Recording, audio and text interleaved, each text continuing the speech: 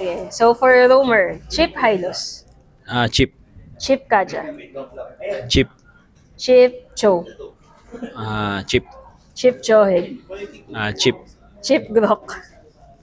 Glock pala. Chip. Chip Diggy. Digi. Chip.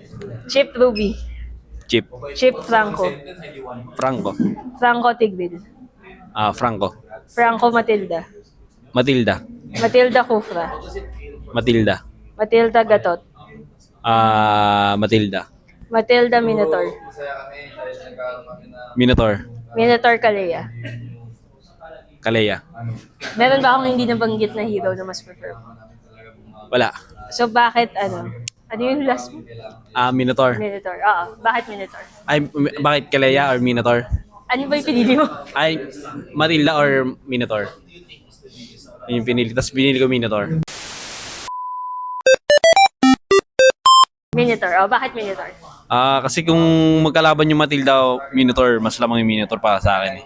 May sustainability siya tapos kaya niya counter engage. Kapag kasi Matilda, kaya subabayarin talaga ni Minotaur eh. Yun. Pero out of all the heroes na rogue, sino yung pinaka-gusto mo regardless of patch? Regardless of patch. Para sa akin, pinakagusto kong hero Chip eh. Chip?